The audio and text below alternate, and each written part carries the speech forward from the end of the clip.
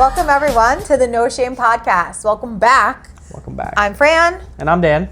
And today we are going to talk about the fourth trimester, aka postpartum, aka you went into triage, had your baby, however you did, got discharged home, and now you are... And now what? And now you are in it. You're Congratulations. In it. You are in hell. Is this what you wanted? Weren't you so excited for this like 2 days ago? This is amazing. Oh my God, I love this. Wow. Okay. So let's get into it. Yeah, let's get into it. All right. So go for it. Segment one. Yeah. What we want to hit on is expectations versus reality. And that's loaded. Mm-hmm. Because just personally, I'm like, oh my God, I'm a dad. Let's do it. Yo, it is wild. So you're saying even though you did not birth this child. I did not birth this child. It's just and you're a doctor. Yep. And I get the man flu. Like, I know that. I get that. It's just as intense for you. No. It's way more. It's worse for mom. Well, I mean, yes, but it is intense. But it's like, you know, I think I'm a present dad. I really do feel like I'm a part of it, right? But I'm not. My boobs aren't leaking. My vagina is not bleeding. I'm not like bent over in pain for the first couple of weeks, and I'm also not having like menopausal symptoms. So, can I really complain? Wow, that was a summary. That was a goddamn sell. That sold me. So and I saw it. It's one thing to read about it, but one thing to see it. Yeah. And one thing to live it. Which I mean, it is. Take it away, friend. It's an experience. Well, so some of those real common sayings that make me want to jump out of my skin. Like you know, you'll sleep. You should sleep when the baby sleeps, Dan. You should do that. What's the reality? It's cute. You're lucky if the baby goes to sleep, which is my favorite part. I want to cry. And then it's like, okay, for the guys, right? For me, let's say me. I'm not going to talk about the guys. Let's say me. When the baby fell asleep, it was my job to now wake up and clean the pumps, clean the parts. So my wife could then go to sleep because she was just breastfeeding baby on one side or pumping on the other. Like, but I slept through the pumping and feeding part. You know what I mean? Whatever. That's a good idea, isn't it? I'm gonna kill my fucking husband. And we're back. So I mean, like, but then my wife knew because with my kids, I was a resident those times, and she's like, for 5 weeks of those, I was on night, so I was not even home for the nighttime. But like during the other time, like she like knew like this is not the time, especially if she wasn't working the next day. But it's not really an excuse, because that moment sucked. And I would just remember, sorry to say, I would like we're sleeping for like that hour if we're lucky. And then I wake up and I just like look over to her, and then she's like laying there and just like everything boobs out. Milk is leaking. She forgot that the pumps are still on, and she's just asleep. Oh, girls. Guys, I get Jesus. No more kids. I will tell you right now that I'll take a first trimester over, and I get it. Some of you guys have hyperemesis. You barf. I barf my face off too. I pass out in the OR left and right. People know I'm pregnant the second I pee on a stick. But I will take that shit over postpartum any day. Any day. That you'll sleep when the baby sleeps, it's nonsense because the baby doesn't sleep. The baby doesn't sleep. And if it does, amazing. Right, but also you still don't sleep because you are having intrusive thoughts that the baby's gonna die. So you're staring at it. Is it breathing? Is it breathing? Is it breathing? And in fact, everyone knows this is so prevalent that now they make like owlets and all these products. They make heart rate monitors or something like that. Which I don't recommend anyone getting. I have a friend that used it. He loved it. For me, it would cause more anxiety because they have a lot of false alarms. And if I heard that shit going off in the middle of the night, I would never sleep again. There's some benefit of a little detachment, in my opinion, and a healthy detachment. Not like I want to get rid of this kid. That's an issue. But healthy detachment is also important. Right. And I wasn't perfect at it. No. I'm like, is the kid breathing? Like, I'd have to look in a little camera, and You put like just your hand underneath their nose, because they sleep when they do sleep. They're like a little that's like potato. They don't move. So you're like, oh my God, is it going? Is it going? Yeah, it's fine. That misconception, sleep like a baby. The fuck is that? No. What is sleep like a baby? What baby? What baby? Sleep like my husband. Shit.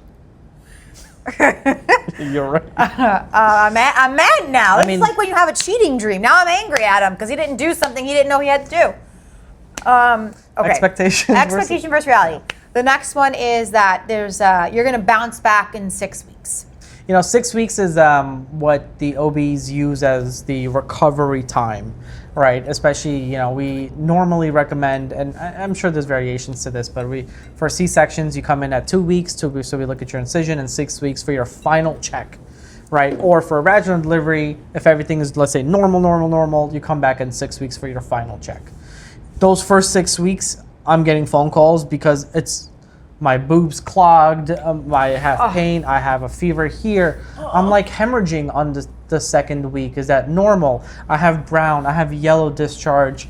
My episiotomy cut, like there's so much that can happen in those 6 weeks. And again, we're not here to teach you all of it, but it's to say that it's not just la-di-da, I'm with my baby walking around in a stroller with like my hair flowing. With a fresh blowout, and I'm happy, and this is all I wanted. You could have wanted this your whole life. You could have went through rounds of IVF. You could have had a gestational carrier. You could have barfed your whole pregnancy. You would have murdered somebody to have this baby. Truly, and I've been there. I felt that. I have been that desperate for my child, and thank God it happened. But I get that feeling. Yeah. And you could still hate the postpartum period. My coworkers joke, they say that I am like the bad cop on postpartum rounds because I talk to these patients just like this, and I feel like I scare the shit out of them at like 5:30 in the morning. But they haven't felt it yet. Because I'm like, listen, this is gonna happen, this is gonna happen, this is gonna be intense. The next 6 weeks are gonna be intense. Actually, the next 12 to 20, intense. And the patient's like, okay. Yeah. Okay. And it's also the first 24 hours. Sometimes these kids do sleep through the night. No, the It's first like a 24 lie. hours they sleep a lot because they're sluggish, they're tired from that birth. Then the second night, no one tells you about the cluster feeding that happens. Night 2, your kid decides that it's really ready to be up. And so then you think like you're not making enough milk or that you're doing something wrong. But actually, it's just the physiologic way the baby rights itself after sleeping for so long. It pulls like a rager. And then it rages up on your nips, man. Your nips will that's a whole piss after that. My wife would always give me this BS of like, it's the 1 week regression. It's the 4 week regression. It's the 2 month regression. So there are regressions. They just suck. But they suck. They suck. And every time you think you're out of one, the next one's right around the fucking corner. Yeah. I think we brought up a good point. Let's talk about like breast changes, breast maybe feeding a little bit. Yes, I like that. Like, let's say, you have a baby, right? I deliver the baby. I'm like, Frank, congratulations. This is your 4th. You're funny. Ta-da, he wants it's to a be girl. a comedian now. And then I'm like, here you go. I'm out. I have dinner plans. And good luck. Yeah. So then 1 hour after you deliver, right? Because we like to put baby on chest as long as everything's good. Yeah. Not just like on skin to skin. And not just for nursing. Also, just like that initial golden hour, they call it, of just having the baby on the chest regulates their body temperature, regulates their sugars. So even if you're not planning on... cute. I know, so cute. Some good pictures too. So when do you put the baby on the breast? Let's say you're planning on breastfeeding. Like when do you put the baby on the breast? Right away? No, you put the baby to your chest, and then actually it's a reflex that the babies will start rooting and looking for your breast, which is why you actually don't clean their hands after they're born. Did you know that? No. Yeah, no, that's a real thing. So we delay bathing on the babies for 24 hours, but especially after we've delivered the baby, you clean their face, you clean their bodies, but you leave their hands a little bit damp because their hands smell like amniotic fluid, which is similar to your colostrum. So yeah, right. So this is what I learned with baby-friendly stuff. Just FYI. So then the babies will kind of. I'm at dinner at this point. He's gone. He's like, how's my patient? She's great. I'm there squeezing your boob and shoving it into the baby's mouth. But yes. Yeah. Okay. Listen, there are 2 million ways to feed your baby, right? So personally, I did both. I usually nurse my kids for the first 6 weeks. And then I started bottle feeding after with formula just because I wanted to. Actually, that's really the only reason. It was easier for me to get back into a rhythm, and it's none of your business, honestly. But no shame in it. No shame in it. I will say that there are beautiful moments to both. It's a beautiful moment when your baby's latched, looking at you, and you're like, holy shit, I did this. I made this human. I'm making their milk. I am a fucking goddess. right? And then there's that moment where it's 3 a.m. You're like, God damn it, I don't want to be a goddess. I want to be asleep. Give it to the father. So then, when the baby started eating food, or when I went to work and I didn't want to pump anymore, I started giving some formula, maybe mixing them. Yeah. And it was like a whole new world. Like right now, if I was still nursing, my whole life would revolve around nursing, because you had to know everything. Where's your is pump? Where's my bottle? Do I have a fridge? Where you're going? What am I going to eat? Am I having a drink right now? Yeah. There's so many things to worry about. And I see a lot of patients, especially like, let's say at C-section, when they come in 2 weeks for their check, and then they are just distraught that breastfeeding's not working well, that they have to supplement. And I always start I give a lot of hugs. You just need to just be human first. Yeah. But then I'm like, I always tell them, it's the only good thing I feel like I've gotten off of Instagram. My favorite quote that I share is that no matter what, in 2 years, your kids are sitting in the backseat of your car eating French fries off the car floor. They are, or licking the Target shopping carts. Every kid I had, 3 of them, lick the Target. Why? I don't know, but they do. Yeah. So you can puree your own foods. You can get them all organic. Like, you could grow this shit in your backyard. The thing is, the kids are going to grow up and they're going to eat McDonald's. Correct. No matter what. Mickey D's. I mean, it's the way to go. I love Mickey D's. But it's a very important discussion, because your goal, just like how we say in labor, healthy mom, healthy baby, your goal is just for your baby to be healthy and your baby to grow. Yes. That's your goal. Yeah. So every time you go to the doctor for like the 1 month, the 2 month checkup, the 3 month, whatever, the weigh-ins is what I call them, like boxers do. And I'm like, is the baby growing? Yeah. Great. Peeing, pooping, farting? Great. Thank God. That's it. There's no intelligence question. Like, as long as the kid's meeting his milestones or hers, it's just like, then we are successful. And I don't care how you get there. Right. If it's solely pumping, if it's solely breastfeeding, if it's solely giving formula, I don't care. Yeah. As long as the baby's growing, and you just have to figure out what works for you. Right. Now, look, if you're going to ask me which one's best being what benefits the baby the most, we're going to tell you it's breast, right? It's human milk made for human babies. It is a living biome. It gives you antibodies. It decreases the risk of ear infections, asthma, allergies, decreases mom's risk of breast cancer, ovarian cancer, depression. There's a laundry list of things that makes breastfeeding more optimal as a feeding choice, if you can. Right. I personally think this country is not made for breastfeeding, because you have to go to work in 6 weeks. You have to go back to work in 6 weeks, sometimes sooner. You don't even have your milk supply established. Like, you're still waking up with one boob out to here, leaking out this way. Mastitis, which, by the way, I had mastitis this round. That was horrific. We'll talk about that in a second in terms of things to look for. But you know what's on my side? What? It's like when the patient calls, she's like, "Oh, I have a fever, my breast hurts." I'm like, "Okay, you'll be all right, antibiotics, and then call me if." I will tell you. But like, how different is it on the patient's side? So wild. Yeah. I could not. I actually scoffed at whatever. We'll get in that in a second. My point is that breastfeeding is awesome if you can do it. If you can't, or you don't want to, whole beans. Even if you gave your baby 3 drops of colostrum, that's amazing. Do what you can. Do what works for you, right? Yes. It's also harder to do it when you have another kid that's 2 years old pulling at your leg, right? It's hard when you don't have a partner at home that's working off shift, right? There's so many factors, but do what works for you. Yeah. And you can follow the social medias of people that support whichever one you're choosing, and they'll tell you the same thing. Fed is best. If you can hit breast milk, that's great. Right. But if you need formula, that's awesome too. Right. Formula got a really bad rap because of historically what happened, where formula reps would go to like these low socioeconomic countries and like sell the formula samples to people, and the women would use them, and when they use them, their milk supply dropped.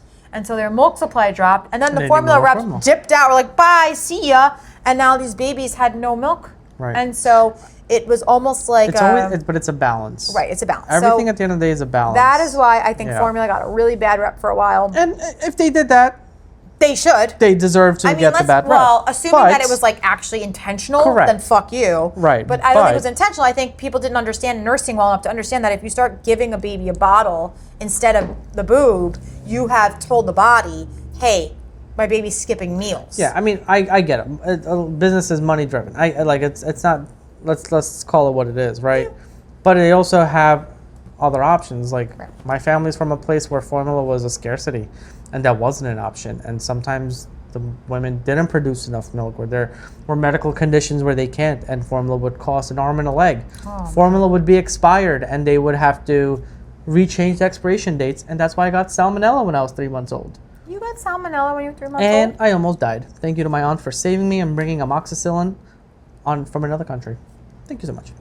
Either way, Right. so it's a balance. And the thing is, when you hear something like that, it really puts into perspective, like, absolutely. we're arguing about silliness. Like, we're debating on the internet and listening to bullshit, and it's such a privilege to be able to argue about whether you want to have your imported goat milk non-GMO formula or your European And if flavor. you want that European That's fine. formula, But the point is, God bless. people are fighting each other on the internet about who's best, and F you because you like to breastfeed and you're pushing it down my throat. Meanwhile, like, your family would have given you anything just to to live. save your life. Yep. So, like, put it into context, people. Like, it's not that serious. It's your boobs. You want, and I know people that are like, I don't want to breastfeed because I like how my boobs look.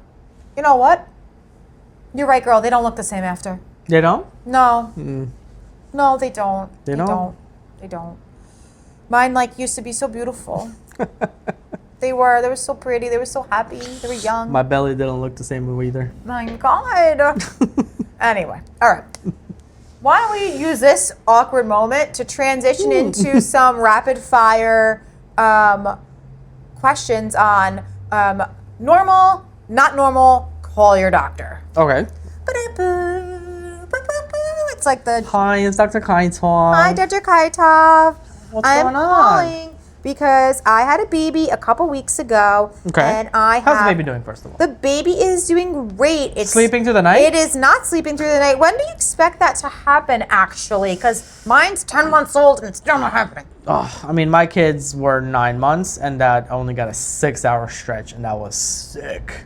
So, good luck. Alrighty then. So Yep. the first thing, Dr. Kaitov, that What's up? I've noticed Okay. is that I am having like sweats all night long. Is that normal? The TikTok funny way of putting it is your hormones are going wild. They are absolutely changing from your pregnancy level hormones, and sometimes you feel kind of like a little perimenopausal, let's just say. And what happens is, especially with like vaginal and vulvar healing from down below, it feels a lot tighter and not atrophic, but just more painful. And that also systemically can lead to these like hot flashes too. So those are normal changes for post-delivery, but they could definitely be a lot. Yay. Yeah. Yay. Have a baby, they say. I know. I showered, I feel like 3 times a day between the bleeding, the leaking, and the Yeah. sweats. I showered like 3 times a day. That poor baby lived in the bathroom in her little bouncer. Wow. Yeah. But legit. that's real. That's a real image. That's what you have to do. That's a You have to do real what you do. image. All right. Annoying, normal, or call your doctor. Mom is crying for no reason. Mom is crying? Yes. Call your doctor. Okay. Like Well, in the first week. There's postpartum blues, and I think that's a great time to start discussions, because postpartum blues can lead and be a risk factor for postpartum depression, and even very severe cases of postpartum psychosis. So not nipping it, but addressing it sooner rather than later is not a bad idea. Now, home support is fantastic, and having that help from grandma and sisters and brothers and cousins, it takes a village. It really does. Yeah. But sometimes that's not enough. Yeah. So if you feel like, and if your partner sees the mom like that and it's not improving, your partner can call us too and be like, Yeah, hey. I actually say that a lot. I say to the patient, you may not know that you're in it, but your partner will notice. Yeah. 80% of women have postpartum blues. That usually resolves after the first week. So after 2 weeks, if you're not feeling bonded at all with the baby, not feeling any sense of like satisfaction in your daily activities, because let's be real, you're exhausted, you're literally the most physically stressed you've ever been in your life. You haven't slept. You're not going to be like happy, right?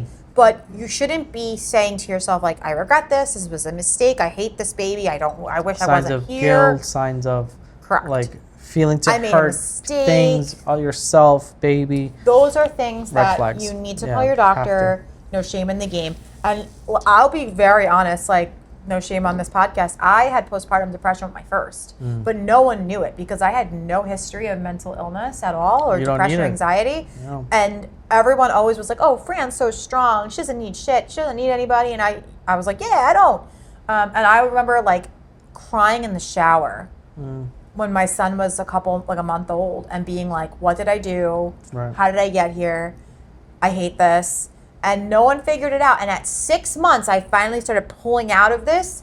And I'll tell you to this day, I don't remember a lot of the first 6 months of my son because I think I repressed a lot of it because it was so difficult psychologically. But it was helpful because when I had my second child with IVF, I was very worried of that happening again. And I started it, with my doctor. We started medication before I even had my baby, and it made a huge difference. And I actually enjoyed that postpartum a little bit more. Yeah. So you don't have to have a history of anything for this to creep in, and it's very insidious. So And physicians, we have to ask those questions to our patients, but a lot of the time we don't see them for the first 6 weeks, right? So that's why I kind of challenge and want the partners to take a role in this because you're a team in this, and you have to work together.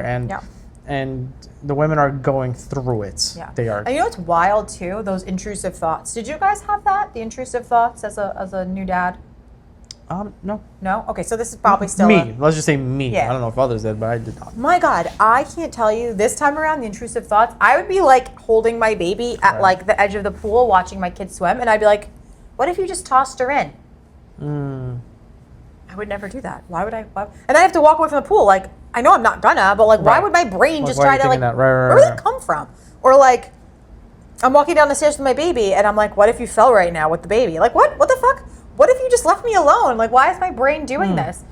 So just be aware, intrusive thoughts are a real thing. It's a very common thing. It doesn't mean you're actually going to do the things you're thinking of, but if they are scaring you or like making you feel uncomfortable, call your doctor because that could just be, again, a different variant of depression kind of manifesting in a different way. And your doctor might not be the end fix for it either, right? A lot of the times we have great perinatal psychiatrists, psychologists that we work with, social workers that are fantastic, and even other support group moms. Oh my God, who are for like sure. been through it. I think the big problem, my personal opinion of our society, is that we are so isolating. Believe it or not, even though we're so connected with social media, phones, text, all this, I think we are way more isolated than we ever were. And that comes to like the connections that I think that women used to have, at least where I'm from. Like if women used to labor and there was one labor room and it was together. Postpartum was one room and 20 moms. I'm not saying that's the answer, but I'm saying that like... That's a nasty bathroom. But they would be like, hey, you're breastfeeding like this. Everyone's seeing, okay, you're not sleeping. And there was some sort of camaraderie and love, and women were more together. New moms were together, and I think that there was some support. Whereas here, you have a baby, you go online, this woman had a baby 2 weeks ago, but she's like perfect on Instagram. Oh yeah. How is that She's possible? working out. She's got her hair blown out. She looks good. She's walking with her Nuna stroller that costs $2,000. And it'll give you, you'll get the 1,000 likes, and God bless, but that's not the truth. No, it's not real. And it's not for most of us. Most of us barely can brush our teeth by 2 o'clock in the afternoon in the first 12 weeks of having a baby. Yeah. I specifically knew I needed to shower a couple times a day. Like that was my, like what made me feel refreshed. But like, if I tell you how many times I Googled, when does this bleeding stop? And it's my third kid and I do this for a living. I Google that shit every night because it drove me crazy. Because you can't, you know how it is. You can't use a tampon. You can't use a please cup. don't. Nothing can go inside your vagina. No. You can't go in the ocean or the pool or the water. So my first kid was a summer baby. I was so psyched because I was like, I'm gonna have off in the summer. Oh my God. Boom. No, you can't go in the water. No, your baby can't be outside. It's too hot. No, they can't wear sunscreen, so you can kiss your ass about going outside. You want to be outside leaking breast milk? It's 100 degrees in summer heat. I mean, I just wanted to get out of my four walls because I remember the depression was setting in. Yeah. So I just wanted to be outside in the sunlight, but you couldn't. And so like, there's so many things about postpartum. I'm sorry, I'm like so not selling this to you guys, but it takes such a toll. But if you hear about it, and you're not just looking at the beauty of Instagram and what's on there, maybe you'll be like, you know what, it's not just me. No, it's not just you. Everyone, I don't care what anyone says, has some sort of thing that they go through with pregnancy, but also really postpartum. Yeah. So when you come and see me in the office and I feel like you're so isolated in it, I just wish I could, like, I sit down, I'm not talking to you as a doctor anymore. I'm like, yo, as a parent, like, I saw that. It's wild. And it's like, let me, like, yeah, no, my wife had to deal with that too. I've had my wife talk to people and be like, yo, like, I can only say so much, but you, like, lived in it. Like, share that experience, because sometimes that's all you need to hear, that you're not the only one where your nipple is cracked, that it's so painful and it's like bleeding, and then you gotta leather them bitches up. But sometimes it's not even enough. You could put No. They have to leather, not lather. Oh. Leather, like the hide. Like, you gotta let them get ripped to shit. The first week of nursing, your nipples, and I don't care what lactation told you, it should not shriek hurt, but it will hurt you the first week. First time. Because you've never, unless you're really fortunate, have had the experience of someone sucking on them every hour for 2 days. If you have, that is on you. But most of us, I would Tell say, me about that relationship. probably haven't. And so your nipples start to crack, bleed, they hurt. Yeah. It takes like a legit week for them bad boys to become just callous. I honestly think a week if you're lucky. Yeah. I But it also takes a while for the baby to learn stuff. learn to latch. Then next thing you know, got a tongue tie or something. Right. And like, that's what I'm saying. It's not just the feeding. It's also, you have to learn each other. It's a human. The posture, if you're sitting like this. Oh my God. Or like this, or having a pillow here. Yeah. What It's- works for you? it's What works for your so baby? much. There's a lot of learning. It's when it works, when you get it down, it is so beautiful. Agreed. It really is such a bonding experience. I'll never knock that. I have a coworker that nursed her kids. They were like 2 years old. I was like, girl, they eat food now. Stop. But she loved it, and whatever. No shame. Do your thing. Do what you gotta But for most of us, I would say, you know, you do what you're comfortable with, and then you keep adjusting. And now, like, beyond just your boobs, your postpartum, the bleeding, like I just mentioned, fucking nightmare. How long is it normal to bleed for? Yeah, I mean, so let's say bleeding to discharge, that whole kind of in summation, let's say on average or around 6 weeks.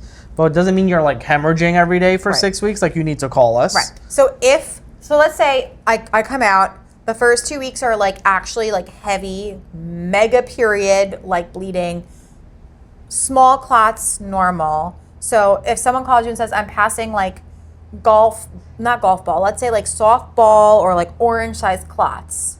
And you're 2 weeks out? Yeah. That's not good. Okay, so come to the hospital. Yeah, well, I mean, a lot of some of the Call. things, like call. Okay. Because like if it's 9 in the morning, or it's like a daytime thing where like I could see you in the office and do a scan in the office, Right. it's logistics. Okay, so meaning just you need to be You seen. need to be now. seen. Okay. Yeah. What about you're a few weeks out, your bleeding is almost done, but now it comes back? Are you breastfeeding? No. Why do I ask that, right? So sometimes you could be getting your period. You know, because if you're breastfeeding suppresses your hormones too, so therefore it's kind of a natural form of birth control. It's not perfect. Please don't use that. That's like That's not the way birth to do control. it. But some people, and evolutionarily, it did suppress your menses, could suppress your menses for up to like 6 months. So therefore you don't ovulate. So therefore you don't get your periods. But if you're not and never done it, you could technically get your period in like 3 to 4 weeks. It's definitely a possibility. Yeah. Now, what else can we say? Let's say you are breastfeeding and suddenly you're having wicked cramping and you have a big gush of blood. Normal, abnormal? It gotta depend on the setting. First of all, breastfeeding can cause you to have cramps. Okay, that's the first thing. Because Oh, yeah. The cramps. you're like, all jokes aside, your boob is directly connected to your uterus. Oh my God. And because, well, through the brain, whatever. But the hormones there, the suckling on the nipple induces contractions in the uterus. And he means the word contractions. So after birth, You think you're done? contractions return to the party. You're not done. So I tell all of my patients that I see, hey girl, so you thought you were finished, JK, they're back for the sequel. Every time you nurse, even if you're just looking at that baby and you're like, I love this baby so much, which may not happen for the first week or two, FYI, just as a side note, bonding, don't think it's weird if you don't immediately fall in love with this thing that you just looked at that looks like a squishy wet potato And for the guys, that you've had for 2 days. I didn't connect with my kids, I gotta say, for months. My husband said 5 years old. He said the first time he felt like a dad was kindergarten. I was like, 5 years? Yeah, no, it's different, but yeah, go ahead. Bringing it back to moms, it is actually not a worrisome thing if you don't feel immediately connected to the baby. If you do, amazing, but don't panic if like the first couple days you're like, who are you? Where did you come from? But anywho's, so if you do bond immediately and you look at this baby and you're like, oh my God, what a cute baby, I love this baby. Even that might signal your oxytocin release, right? That love hormone. And then suddenly you're like, Jesus Christ. And that will last for a few days. It will go away, but it is painful. And every kid you have, it lasts a little bit longer. So why, Dan, does the body do this to us? Why torture us with more contractions after you've already expelled this little person from our body? It's a natural pathway, but it actually helps you from hemorrhaging even after you have a baby. So all of that prevents what's called postpartum hemorrhage. And postpartum hemorrhage can happen not just right after, but it can even happen to like a week or 2 weeks after. It's called delayed postpartum hemorrhage. But all of that basically helps stimulate these contractions. So the uterus is like a muscle. It's a big balloon after it delivers, and it needs to slowly compress down. And the pitocin from the oxytocin from the breastfeeding, the nipple stimulation makes it stronger and compress. Because if it loosens up, then blood builds up and you hemorrhage. So that's like a natural way of it doing it. So when you're sitting in that bed at 3 a.m, holding your baby, cramping like hell, no, it serves a purpose. It does serve a purpose. It's awful, but it serves a purpose and it will go away. Now, everyone's favorite thing to talk about on rounds, poop. Your first bowel movement, friends. It's easy. What? Oh, he's kidding. Okay, good. Because it's like, right out the gate, it is not going to be as bad as you think if you start taking your stool softeners, your laxatives, drinking tons of water, and eating some fiber. Like as you're crowning, like start eating like Fiber One bars, because like that shit is it's different. That wild. shit. Okay. But it's also very different, right? For C-sections and for vaginal deliveries, right? For C-sections, you have a whole other kind of reason as to why we care about your poop. For like bowel movement, like the legit physical bowel itself moving. Your intestines. Correct. Whereas for vaginal deliveries, most commonly you have what's called a 2nd degree tear. But just because it's the okay kind of tear, like it's the good one in a sense, right? Fine. You still feel sutures down there that are holding it like shut and tight in a way. Your vagina, not your rectum. Not your rectum. That's a problem. But it's all right there. So when you try to have your first bowel movement, you're gonna be feeling that's all there. And am I gonna blow my sutures? That's like one of the most common questions I get. Yeah. Like, can I poop, or am I gonna just rip through everything and I'm gonna hemorrhage again? Yeah. And no, like, so people say, how many stitches did I get? One real long one. It's like, it could be one. Some people do like little interrupts, whatever. The point is we put those sutures there, so therefore it heals nice, it heals well, you stop bleeding, but you can also poop. Yes. Don't be afraid to poop. This is what you're gonna do. You're gonna sit down on the toilet. You have your partner. You say, watch the baby. Don't call me. You're gonna close the door. You're gonna be a man. Sorry. You're gonna be a guy. You're gonna take your phone. You're gonna sit on your squatty potty and you're gonna think about nothing and just sit there and let the poop just out. That is so like me. It is just like you, right? Wow. Yeah, I know. My husband too. Don't stress about it. If it doesn't come right away, get up, go take a walk, go chug some water. Yep. Do not stress. It will come. It will come. It's not going to hurt your body. It's not going to rip your stitches, like Dr. Dan is saying. Yeah. But, just like, don't stress it. Get in there and get in the groove. It doesn't need to happen on day 1. No. It sometimes doesn't need to happen on day 2. It takes time. And you mentally preparing, just saying, okay, it'll happen. Give it time. It'll come. Plus, you already pooped when you delivered, so, like, you're empty for a little bit.